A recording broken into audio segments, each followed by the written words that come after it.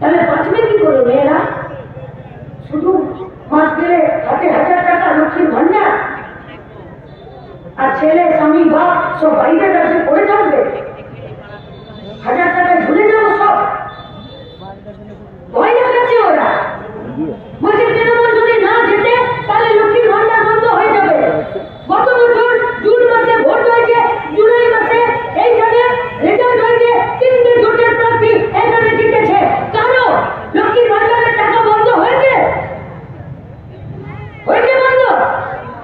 তৃণমূলের বাবার দম থাকলে একজনের লক্ষ্মীর ভান্ডার বন্ধ করে দেখা। 3টে পঞ্চায়েতের মেম্বার আছে, তারা নিজেরা লড়ে যাদের বন্ধ করবে তাদের অবস্থা খারাপ করবে। ওরা মিথ্যা কথা বলছে।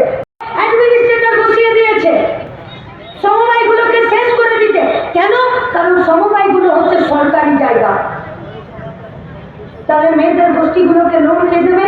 বন্ধন ব্যাংক, কানাড়া ব্যাংক, ছোট ছোট ব্যাংকগুলো যেগুলোতে মাইক্রো ফিন্যান্স করে, সুদ 14%, 100 টাকায় 14 টাকা সুদ, মাসে মাসে কিস্তি, সপ্তাহে সপ্তাহে কিস্তি, লোনের টাকা শোধ করতে হবে।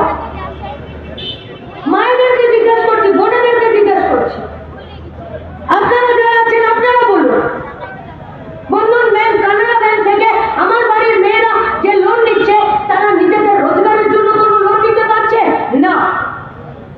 আবাস যোজনায় ঘর আবার কথা ছিল, তৃণমূলের নেতারা ঘর মেরে দিয়েছে, সেই টাকা নিয়ে কোন রকমের মুক্ত চাল ছাড়ছে। বাড়িতে অসুস্থ লোক, সরকারি হসপিটালে ডাক্তার নার্স বেড সাফিসিয়েন্ট নেই। স্বাস্থ্যসাথীর কার্ডে নার্সিং হোমে ভর্তি করতে গেলে স্বাস্থ্যসাথীর কার্ড দেখে দিলে বলে এখানে বেড নেই।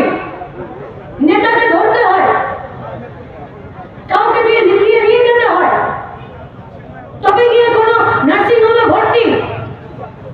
এখন স্বাস্থ্যসাথীতে সব ট্রিটমেন্ট হবে না, সব টেস্ট হবে না। ছিল সরকারি হসপিটাল, যদি সেখানে বেড বাড়তো, হসপিটালের ডাক্তার বাড়তো, নার্স বাড়তো, নতুন করে যে সমস্ত পরীক্ষা নিরীক্ষা হয় তার মেশিনপত্র যদি বাড়তো, তাহলে আমাদের প্রাইভেট নার্সিং হোমের দরকার ছিল না। ওই একটা পিজি হসপিটাল কলকাতায় আছে। প্রতিদিন মুর্শিদাবাদ থেকে, বহরমপুর থেকে হাজারে হাজারে লোক পিজিতে, এনআরএসে, কলকাতা মেডিকেল কলেজে বর্তমানে ট্রিটমেন্ট করাতে যাচ্ছে। প্রতি বছর বহরমপুর মেডিকেল কলেজে 100টার মধ্যে 12টা বাচ্চা হয়েই মরে যায়। পুষ্টি নেই, আইসিডিএস সেন্টারগুলো কাজ করতে পারছে না, কারণ টাকা নেই, নইলে আইসিডিএস সেন্টারগুলোতে কোনো কর্মী নেই। পাড়ায় পাড়ায় পোয়াতি মাগুলোকে দেখার লোক নেই, অথচ ওই মাগুলোকে দেখার জন্যই আইসিডিএস সেন্টার। 5 বছরের নিচে যে বাচ্চাগুলো, তাদেরকে স্কুলে থেকে 2 পাতা পড়ানো, একটু খাওয়া দাওয়া করা, একটু কিছু শেখানো, এইটা আইসিডিএস সেন্টার। গোটা পশ্চিমবঙ্গে 19,000 আইসিডিএস এর পদ ফাঁকা আছে, নিয়োগ করতে পারছে না। কেন করছে না কেউ জানে না। যেটুকু নিয়োগ হচ্ছে 2 নম্বরই করে নিয়োগ হচ্ছে। তার মধ্যে যদি 2 পয়সা 5 পয়সা কেউ সব মধ্যে চাকরি পাচ্ছে, তাহলে অযোগ্যগুলোর জন্য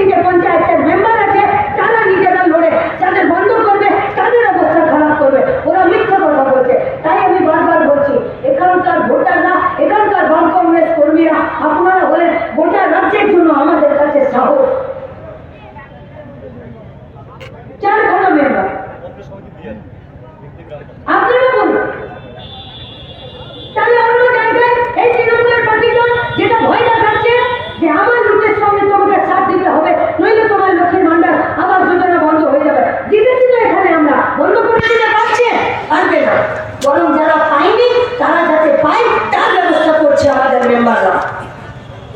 এই ভোটের